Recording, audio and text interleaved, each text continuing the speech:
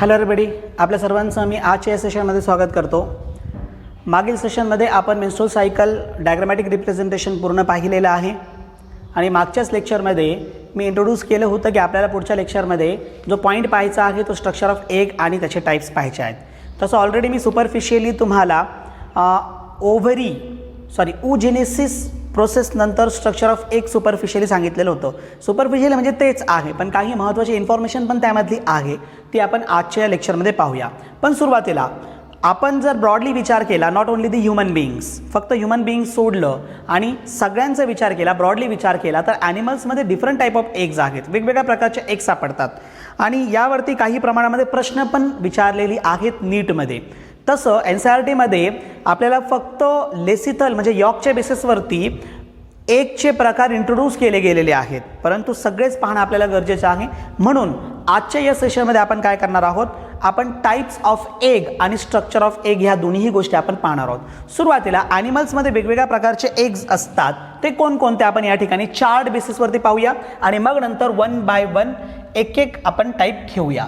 मग eggs, so eggs are having various type on the basis of different categories. वेगवेगळ्या कॅटेगरीचा जर आपण विचार केला तर एग्सचे प्रकार पडतात. मग याच्यामध्ये एक प्रकार पडतं on the basis of amount of yolk, जो एग मधला फूड मटेरियल आहे, न्यूट्रिशियस मटेरियल आपण ज्याला म्हणतो. त्याच्यानंतर on the basis of distribution of yolk, on the basis of distribution of यॉकच्या डिस्ट्रीब्युशन वरती पण एकचे प्रकार पडतात. आणि on the basis of presence and absence of tertiary membrane, tertiary membrane म्हणजे ज्याला आपण म्हणतो दॅट इज अन शेल. तर on the basis of presence and absence of presence or absence of shell. ठीक आहे, आता इथे मी तुम्हाला टर्शरी मेम्ब्रेन इंट्रोड्यूस केलं. मग प्रायमरी सेकंडरी काय प्रकार असतो? प्रायमरी मेम्ब्रेन तो असतो जो स्वतः एग सिक्रीट करतो. जरा ठेवा, कुठेतरी लिहा. प्रायमरी मेम्ब्रेन मी इथे तुम्हाला मेन्शन करतो. प्रायमरी मेम्ब्रेन जो आहे तो कोणता, जो एग सिक्रीट करेल. Ovum or egg it secretes its own membrane, that is called as a primary membrane. याच्यामध्ये एक्झाम्पल जर म्हटलं तर व्हायटेलाइन मेम्ब्रेन येईल, आपण ह्युमन एग मध्ये बघितलेला आहे. आणि झोना पेलुसिडा येईल. झोना पेलुसिडा आपण बघितलंय. प्रायमरी oocyteचं कन्व्हर्जन सेकंडरी oocyte मध्ये होत असताना काय चेंजेस होतात, त्यावेळेस आपण झोना पेलुसिडा हा कन्सेप्ट बघितलाय. तर हे झालं तुमचं प्रायमरी मेम्ब्रेन. सेकंडरी मेम्ब्रेनचा जर आपण इथे विचार केला, सेकंडरी, तर एग मधले सेकंडरी मेम्ब्रेन हे त्याच्या आउटसाइड एरिया जो असेल तर तिथून सिक्रेट होतं. म्हणजे फॉर एक्झाम्पल तुम्ही असं समजू शकता की ओव्हरी करून तो मेम्ब्रेन सिक्रेट केला जात असेल. मग समजा इथे ह्युमन बिईंगमध्ये आपण जर बघितलं तर it is an corona radiata. Corona radiata जो आहे तो काय होईल, मग सेकंडरी मेम्ब्रेन होईल. Is it clear? आणि म्हणजे हे अदर पार्ट म्हणजे तुम्हाला माहित आहे झोना ग्रॅन्युलोसा, बरोबर ना. ग्रॅन्युलोसा मेम्ब्रेन पासून कोरोना रॅडिएटा तयार होतो. तो ग्रॅन्युलोसा मेम्ब्रेनला कनेक्ट होतो हायड्रॉनिक ऍसिडच्या सहाय्याने आणि कोरोना रॅडिएटा तयार केला जातो. हे सेकंडरी. टर्शरी मी तुम्हाला काय म्हटलं, तर शेल हा टर्शरी आहे. मग मे बी युटेरस किंवा ओव्हिडक्ट, युटेरस किंवा ओव्हिडक्ट दोन्हीही त्याला सिक्रेट करते. दोघांपैकी एक कोणीही सिक्रेट करेल आणि त्याच्यापासून काय होईल, सिक्रेट करणे in the sense specific substance आहेत. जसं शेलचा तुम्ही विचार करा, हार्ड सबस्टन्स आहे. फॉर एक्झाम्पल कॅल्शियम असेल, पेक्टेट असेल, कार्बोनेट असेल, अशा प्रकारचे काही कंपोनंट असतील, एकत्र येऊन काय करतील, ते शेल तयार करतील. मग आता तसं ह्युमन बिईंग माहिती नाही आहे, कारण विविपेरस ॲनिमल्स जे आहेत ते कोणत्याही प्रकारे शेल कन्सिस्ट करत नाही. तसं आपण सेपरेटली इथे पाहणार आहोतच. मी आता तुम्हाला इथं मेम्ब्रेन पण क्लिअर करून टाकले. 3 प्रकारचे मेम्ब्रेन असतात, प्रायमरी, सेकंडरी आणि टर्शरी. यावरती प्रश्न जरी विचारलं तर आता तुम्हाला त्याचा आन्सर देण्यासाठी काही हरकत नाहीये. ठीक आहे, मग आपण आता इथे एग्सचे प्रकार पाहूया. मग on the basis of York, ठीक आहे, यॉकच्या प्रेझेन्स किंवा ॲब्सेन्सवरून किंवा अमाऊंटवरून, अमाऊंट ऑफ यॉक मी इथे घेतो on the base of amount of yolk. मग असे या ठिकाणी अमाऊंट ऑफ यॉकच्या बेसिसवरती जवळपास 4 प्रकारचे एग्ज आपल्याला पाहायचे आहेत, ज्यामध्ये एक आहे अलेसिथल. ठीक आहे, जिथे अलेसिथल, आता चार्टमध्ये सुद्धा इथं द्यायला काय हरकत नाही आहे, डायरेक्ट एक्सप्लेन करायला काय हरकत नाही आहे, सेपरेट करण्यापेक्षा मी इथेच एक्सप्लेन करून टाकतो, जाऊ द्या. मग अलेसिथल, ॲब्सेन्स ऑफ यॉक. अचं मिनिंग काय होतं? Absence of yolk. मग this type of egg there is no yolk, that is absence of yolk. असं एक ज्यामध्ये यॉक पूर्णपणे ॲब्सेंट असेल, प्रेझेंट नसणार आहे, तर त्याला आपण अलेसिथल म्हणतो. तसं काही बुकमध्ये एक्झाम्पल ह्युमन एग दिलेला आहे, एक्झाम्पल ह्युमन एग दिलेला आहे, कारण ह्युमन एग जो आहे म्हणजे फिमेलमध्ये प्रेझेंट असलेला जो एग आहे तो मायक्रो किंवा अलेसिथल असतो, मायक्रो किंवा अलेसिथल असतो. पण मोस्टली ह्युमन एग हा ऑलिगो किंवा मायक्रोलेसिथल म्हटलं जातं. ध्यानात ठेवा, जर तुम्हाला नीटमध्ये प्रश्न विचारला किंवा NCERT थ्रू जर प्रश्न विचारला गेला तर तुम्हाला मायक्रो किंवा अलेसिथल अशा पद्धतीने म्हणावं लागेल. पण ह्युमनचंच एक असं आहे की नंतर त्यातलं थोडं जे प्रमाणामध्ये प्रेझेंट असणारा यॉक आहे तो पूर्णपणे यूज केला जातो आणि नंतर तो काय होतो? अलेसिथल होतो. म्हणून इथे एक्झाम्पल देत असताना अलेसिथल हा एक्झाम्पल त्याच्यामध्ये दिला गेलेला आहे. ठीक आहे, आपण सेकंड टाईप पाहूया या ठिकाणी. अलेसिथल अमाऊंट ऑफ यॉकच्या बेसिसवरती, दॅट इज ॲन मायक्रोलेसिथल किंवा याला आपण ऑलिगोलेसिथल सुद्धा म्हणतो. Lecithal it is a Greek word किंवा आपण तुम्ही असं म्हणा लॅटिन वर्ड म्हटलं तरी चालेल फॉर यॉकसाठी दिलं गेलेलं. मायक्रो म्हणजे लेस अमाऊंट, खूप कमी प्रमाणामध्ये, व्हेरी लेस अमाऊंट. इथं यॉक जे असेल ते काय असेल? व्हेरी लेस अमाऊंटमध्ये प्रेझेंट असेल. आपण काय करतोय? खालून वरती जातोय. ठीक आहे, म्हणजे इथं नाहीचे, इथं व्हेरी लेस अमाऊंट, खूप कमी प्रमाणामध्ये यॉक प्रेझेंट असेल. That is called as a microlecithal or the oligolecithal type of egg. अशा प्रकारची कंडिशन आपल्याला भेटेल that is in amphioxus eutherian mammals. Example amphioxus, त्यानंतर युदेराइन मॅमल्स. मी फक्त इथं युदेराइन असं लिहितो.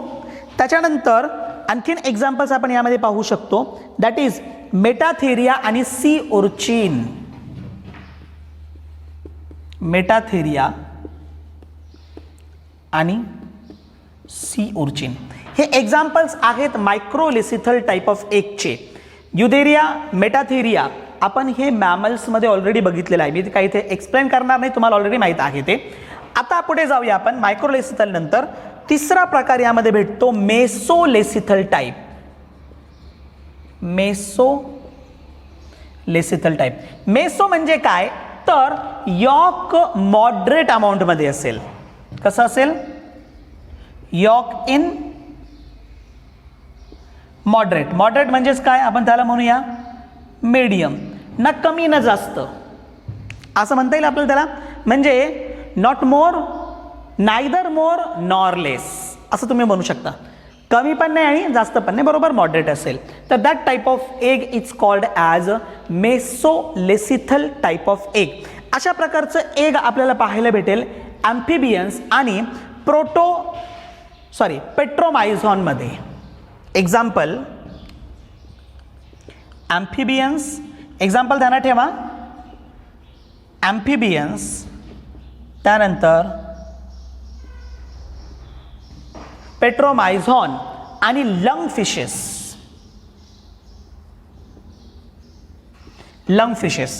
हे 3 एक्झाम्पल. या व्यतिरिक्त अदर पण आहेत, परंतु महत्त्वाचे असलेले एक्झाम्पल्स मी तुमच्यासमोर ठेवलेत. ठीक आहे, that is an mesolecithal type of egg. ठीक आहे, आता एक शेवटचा टाईप आहे म्हणजे ज्यामध्ये खूप जास्त प्रमाणामध्ये यॉक प्रेझेंट असतो. मी हा प्रकार या ठिकाणी लिहितो, तुम्ही लिहिलेच असेल. मग आता त्याच्यामध्ये काय करतो? मी फक्त इथं ॲड करतो, ॲडिशन करतो.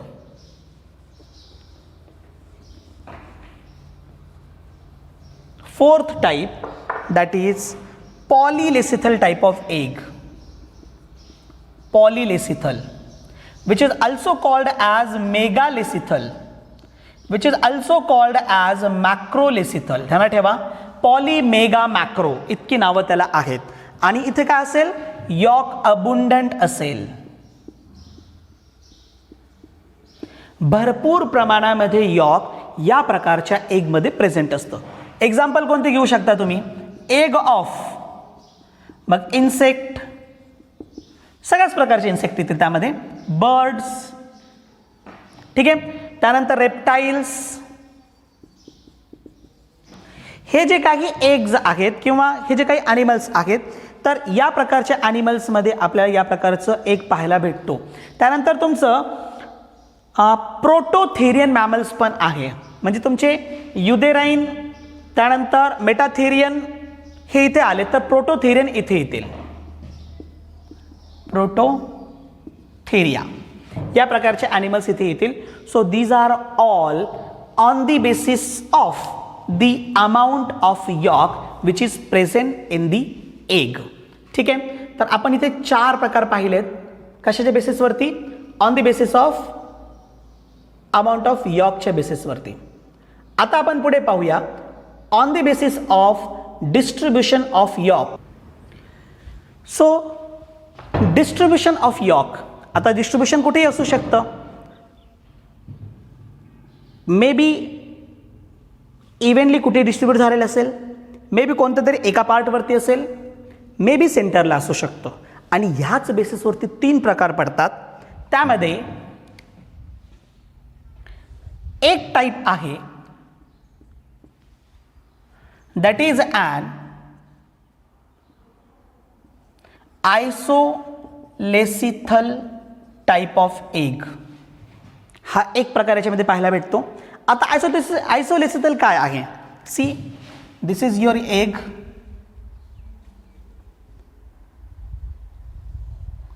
ओके, आणि हा एक तुमचा एकतर अलेसिथल असेल किंवा मायक्रोलेसिथल असेल. ध्यानात ठेवा, आयसोलेसिथल ही कंडिशन कोणामध्ये सापडते, एकतर अलेसिथल टाइप ऑफ एग किंवा मायक्रोलेसिथल टाइप ऑफ एग.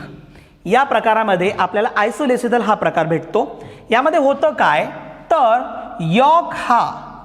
यॉक हा इव्हनली कुठेही इव्हनली असू शकतं किंवा मग होमोजिनसली डिस्ट्रीब्यूट झालेलं असेल, ऑर होमोजिनसली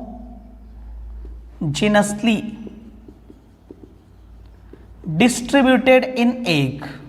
ठीक आहे, म्हणजे या पद्धतीने डिस्ट्रीब्यूट झालेलं असेल, ठीक आहे, ज्याला आपण इव्हनली म्हणूया, होमोजिनसली सगळीकडे थोडं थोडं असं या पद्धतीने डिस्ट्रीब्यूट झालेलं असेल, that is we called isolecithal type of egg. अशा प्रकारची कंडिशन तुम्हाला अलेसिथल आणि मायक्रोलेसिथल. मग तुम्हाला जर समजा आयसोलेसिथल विचारलं तर यापैकी कोणतेही ऑर्गॅनिझम दिलं असेल, मी तुम्हाला तिकडं अलेसिथलचे एक्झाम्पल दिलं होतं आणि एक मायक्रोलेसिथल म्हणजे ॲम्फिऑक्सस असेल, युदेराइन मॅमल्स असेल, मेटाथेरियन असेल, सी उर्चिन असेल, तर या प्रकारच्या एगमध्ये आयसोलेसिथल टाइप ऑफ एग भेटतो. सेकंड कंडिशन जी आहे यामध्ये, सेकंड दुसरा टाइप जो असेल दॅट इज अन टिलोलेसिथल. आता टिलोलेसिथल म्हणजे काय, कोणत्या तरी एका पार्टमध्ये, इथं आता इव्हनली झालं होतं, ठीक आहे. आता टिलोलेसिथल मध्ये काय होईल, कुठेतरी एका साईडला असं असू शकतं किंवा मग इकडे असू शकतो. आता दोन्ही दाखवलं म्हणजे एकच, कोणत्या दोघांपैकी एकच कोणतेही पकडायचे तुम्ही. कोणत्या तरी एका साईडला ॲट वन पार्ट काय असेल, यॉक हा प्रेझेंट असेल, that is called as telolecithal type of egg. यामध्ये काय असेल, yolk present at any one part, कोणत्याही एका पार्टमध्ये प्रेझेंट असेल, form the telolecithal type of egg. अशा प्रकारची कंडिशन तुम्हाला mostly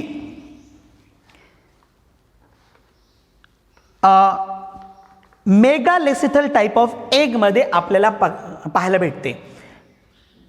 York concentrate at any one part, कोणत्याही एका पार्टमध्ये प्रेझेंट म्हणा किंवा कॉन्सन्ट्रेटेड म्हणा, कोणत्याही एका साईडला. मग अशा प्रकारची कंडिशन मी तुम्हाला जे सांगितले की कोणत्या प्रकारामध्ये सापडते, तर मेगालेसिथल टाईप ऑफ एगमध्ये किंवा तुम्ही ॲम्फिबियनचं मेझोलेसिथल टाईप ऑफ एग पण या ठिकाणी घेऊ शकता. एक्झाम्पल घ्या वाटलंच तर mesolecithal type of egg in amphibians. आता गरजेचं नाही की फक्त ॲम्फिबियन्समध्ये अशा प्रकारची कंडिशन पाहिजे म्हणून, ठीक आहे. इथे मॉडरेटली टिलो एकाच साईडला पूर्ण जमा झालेला असेल. मग इथं आणखीन आपण एक कंडिशन पाहू शकतो, डिस्कॉइडल. तुम्ही ते पहा, जर समजा एका साईडला गेला ना तर तुमचा सायटोप्लाझम जो आहे ना, सायटोप्लाझम पहा, सायटोप्लाझम हा या पद्धतीने पसरलाय.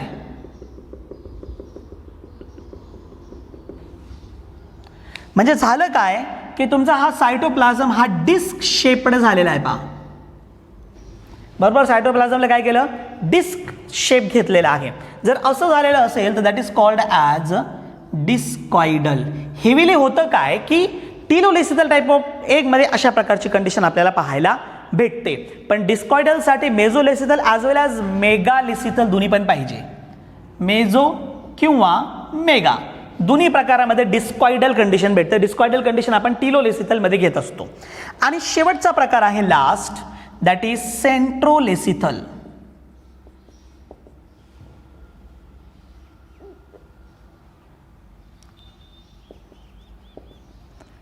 Centrolecithal type of egg.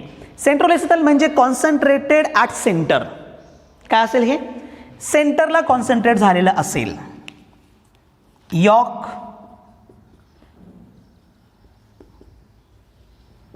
Concentrated at centre. जर यॉक सेंटरला कॉन्सन्ट्रेट झालेला असेल ना तर सी यार कंडिशन या पद्धतीने असेल.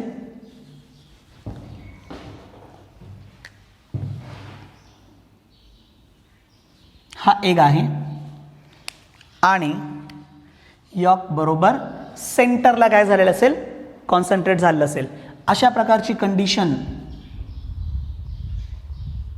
मोस्टली मेगालेसिथल टाईप ऑफ एगमध्ये सापडते, जिथे तुमचं जे सायटोप्लाझम आहे ना तो बरोबर सुपरफिशियली प्रेझेंट असतो, ज्यानं काय केलं असेल, यॉकला सराउंड केलेलं असेल. This is cytoplasm and this is yolk. इथं सायटोप्लाझम कसं आहे, सुपरफिशियली प्रेझेंट आहे, म्हणजे ज्यानं यॉकला काय केलेलं असेल, सराउंड केलेलं असेल. That is and centrolecithal type of egg. हे कोणामध्ये सापडतंय, हे मेगालेसिथल मध्ये या प्रकारची कंडिशन आपल्याला पाहायला भेटते. Example megalecithal. पण मेगालेसिथलमध्ये पण स्पेसिफिकली इन्सेक्ट एगमध्ये, स्पेसिफिकली कुठे, इन्सेक्ट एगमध्ये अशा प्रकारची कंडिशन आपल्याला पाहायला भेटेल. So this is about the type of eggs on the basis of distribution of yolk. यॉकच्या डिस्ट्रीब्युशनच्या बेसिसवरती. पुढे शेवटचा प्रकार आहे on the basis of presence and absence of shell. Presence and absence of शेलच्या बेसिसवरती दोन प्रकार आपल्याला इथे सापडतात. एक, जर shell is hardest substance or tertiary membrane present above the egg. एगच्या बाहेरून टर्शरी मेम्ब्रेन प्रेझेंट असतं आणि शेल प्रेझेंट असणेही गरजेचं आहे. एक प्रकारे मॉडिफिकेशन असतं स्पेसिफिक टाईप ऑफ ॲनिमल्समध्ये. कसं असतं मी ते यामध्ये सांगेल. मग यामध्ये एक प्रकार आहे क्लिडॉइक, एक आहे cleidoic type of egg and another type is an non cleidoic. Non cleidoic म्हणा किंवा त्याला अक्लिडॉइक असं म्हणा, ठीक आहे. आता cleidoic egg that is there is presence of shell above the egg. एगच्या वरती काय असेल, शेल प्रेझेंट असेल. म्हणजे तुमचं प्रायमरी मेम्ब्रेन आहे, सेकंडरी मेम्ब्रेन आहे, त्यावरती पण परत काय असेल, हार्ड कव्हरिंग प्रेझेंट असेल. That is shell. Shell is a hard covering. मग अशा प्रकारचं मॉडिफिकेशन कोणामध्ये सापडतं, दिस टाईप ऑफ मॉडिफिकेशन इन, या प्रकारचं मॉडिफिकेशन आहे इन टेरेस्ट्रियल ॲनिमल्स. कोणामध्ये असेल हे, टेरेस्ट्रियल ॲनिमल्समध्ये अशा प्रकारचं मॉडिफिकेशन असेल. का, कारण in terrestrial animals the egg are laid on the earth surface which is hard. मग maybe it is rock or the soil. ते रॉक असू शकतं किंवा सॉईल असू शकतं, पॉसिबिलिटी आहे. जर हार्ड नसतं, जर एक शेल त्याच्यावरती प्रेझेंट नसतं तर एग ब्रेक होण्याचे चान्सेस असतात. मग एग ब्रेक न व्हावं त्यासाठी काय असतं, या प्रकारचं क्लिडॉइक टाईप ऑफ एग फॉर्म केले जातात. तुम्हाला माहीत आहे बर्डचं एग हा क्लिडॉइक असतं. त्याच्यानंतर इन्सेक्टचं एग सुद्धा काय असतं, क्लिडॉइक टाईप ऑफ एग असतं. इवन ऑल्सो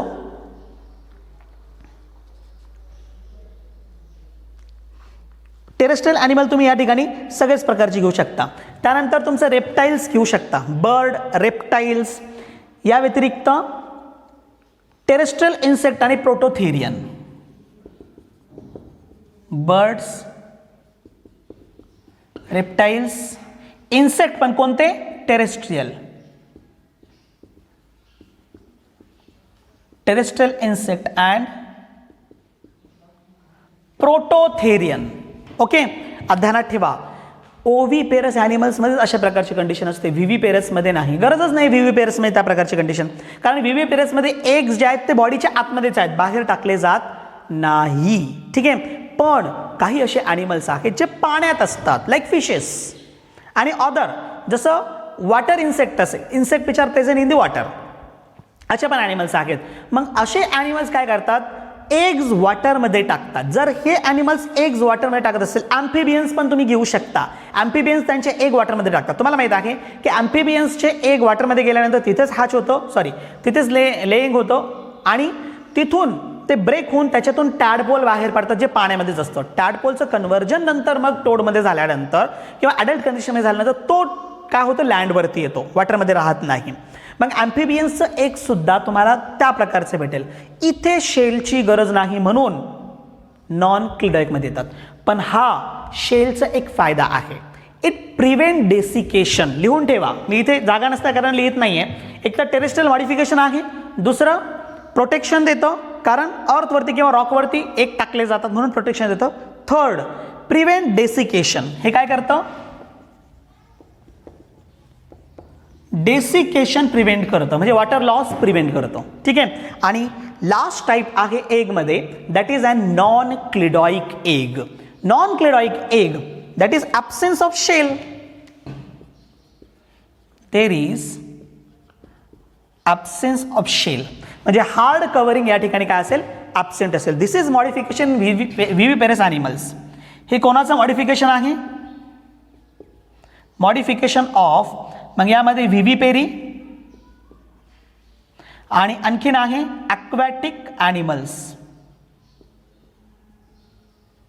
ॲक्वॅटिक ॲनिमल्स जे ओव्हीपेरस असेल, कोणते आहेत, ओव्हीपेरस. इवन तुमचं ॲम्फिबियन, ॲम्फिबियन. ठीक आहे. सो हे झालं अबाउट नॉन क्लिडॉइक एग. तुम्हाला लिदरी एग हा एक प्रकार पाहायला भेटेल, लिदरी. आता लेदरी एग हे रेप्टाईल्समध्ये भेटतात.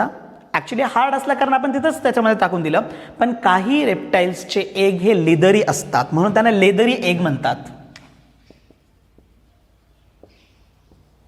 ॲक्च्युली शेल हा लेदरी असतो.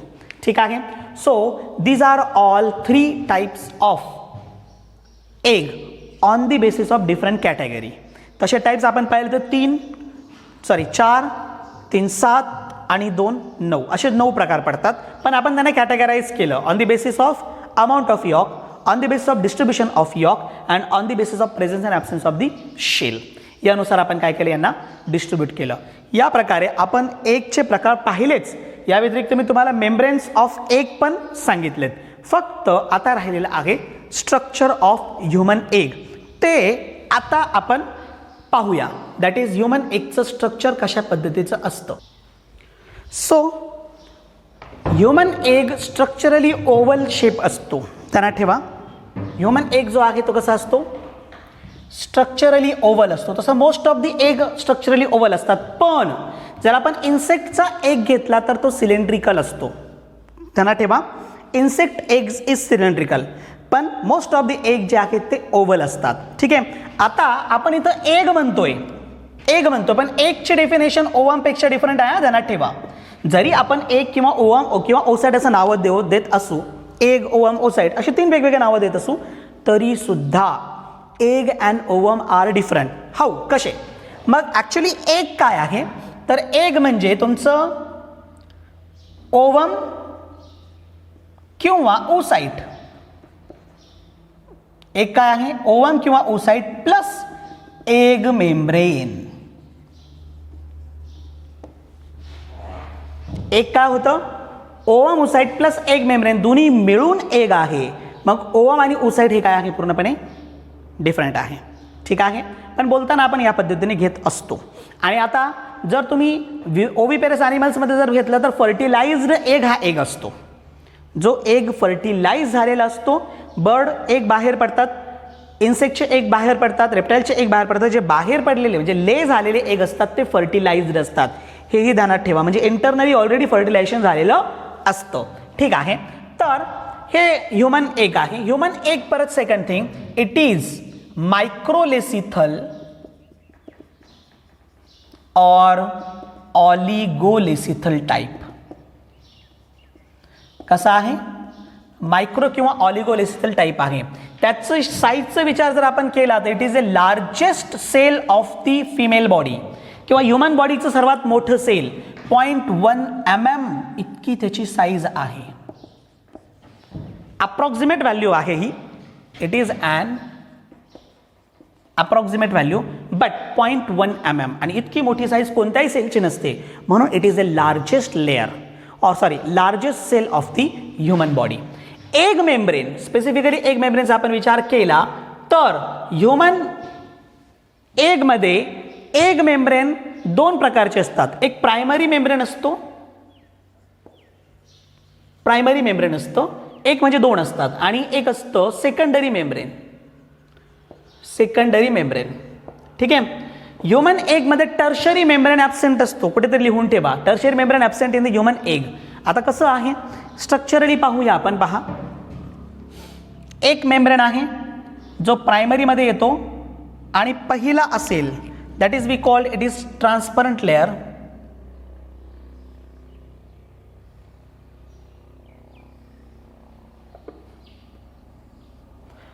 जो कसा असेल? ट्रान्सपरंट लेअर असेल. त्याच्यावरती एक मेम्ब्रेन आहे, तोही ओवम स्वतःहून सिक्रेट करतो but thicker than the inner मेम्ब्रेनपेक्षा तो कसा असेल? थिक असेल. हा सुद्धा primary membrane.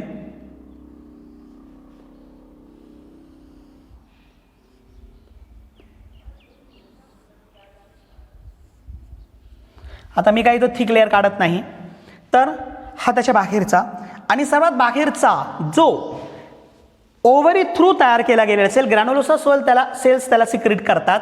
That is an corona रॅडिएटा.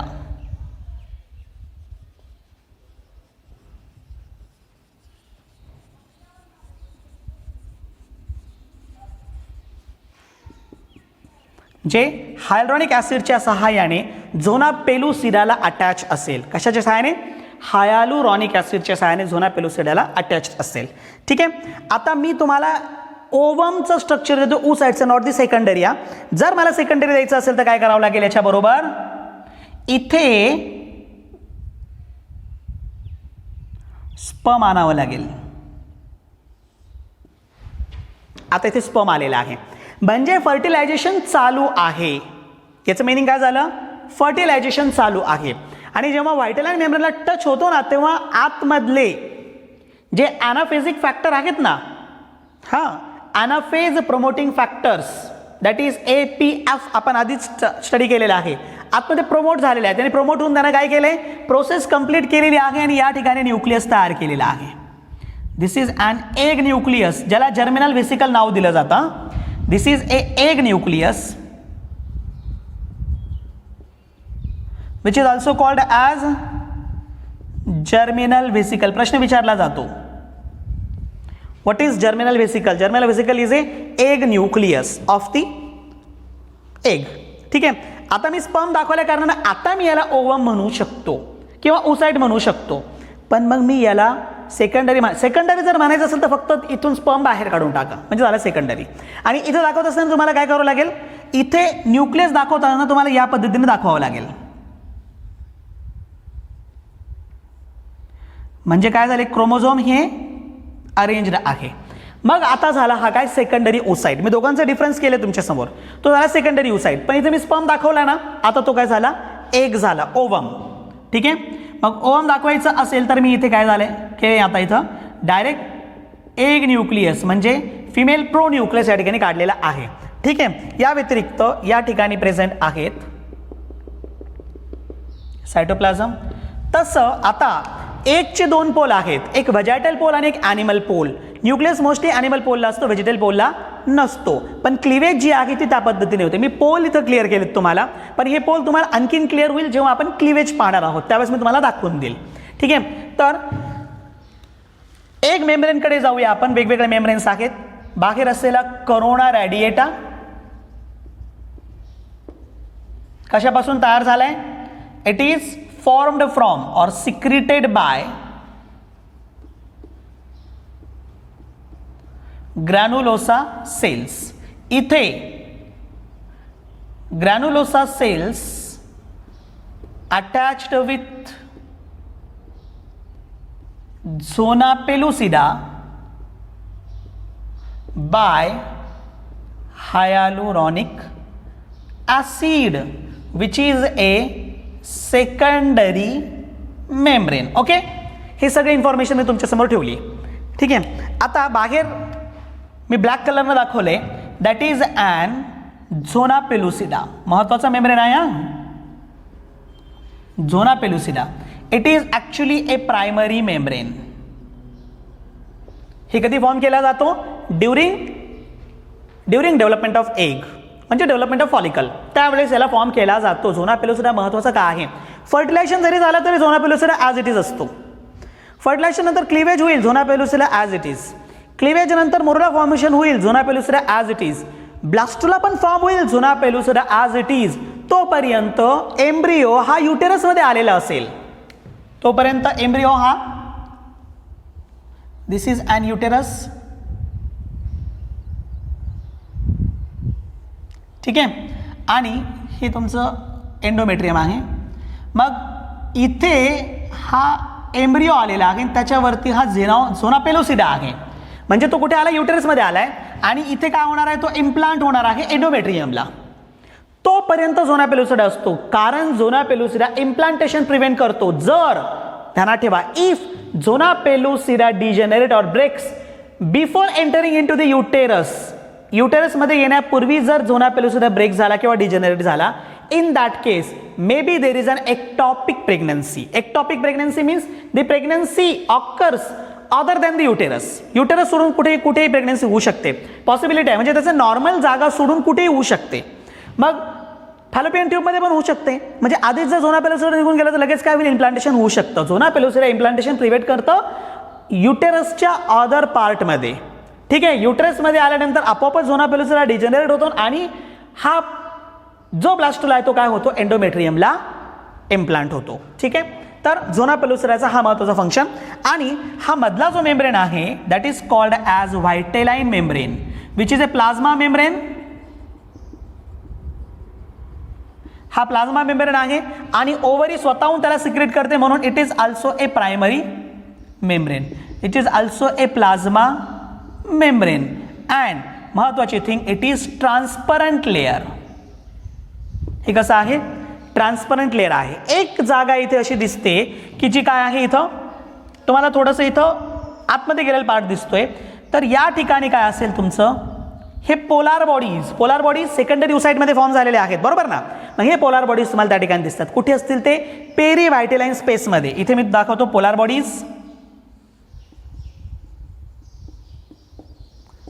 Body आणि in between vitelline membrane and zona pellucida there is an perivitelline membrane. ठीक आहे. म्हणजे इथले जवळपास सगळे पॉईंट्स क्लिअर झालेत. आणि इथे स्पर्म दाखवण्याची गरज नाही आहे, स्पर्म आहे म्हणून, तसं तुम्हाला समजून जातं. This is about the structure of egg. आणि याचबरोबर आपण आत्तापर्यंत म्हणजे रिप्रोडक्टिव्ह सिस्टीमशी रिलेटेड सगळे पार्ट पूर्ण केलेले आहेत. आता आपल्याला नेक्स्ट लेक्चरमध्ये बघायचं आहे फर्टिलायझेशन. फर्टिलायझेशन नंतर मग आपल्याला पोस्ट फर्टिलायझेशनल चेंजेस पाहिजे. पोस्ट फर्टिलायझेशनल चेंजेस नंतर मग प्रेग्नन्सी, प्लासेंटा भरपूर आहेत. अजून जवळपास आपल्याला 5 ते 6 दिवस लागतील हा टॉपिक फिनिश होण्यासाठी. पण महत्त्वाचा आहे बोर्डाच्या दृष्टिकोनातून आणि ॲज वेल ॲज तसं याच्यातलं रिप्रोडक्टिव्ह हेल्थ जे आहे ते नीटची दृष्टिकोनातून महत्त्वाचं आहे. ठीक आहे. Thank you very much.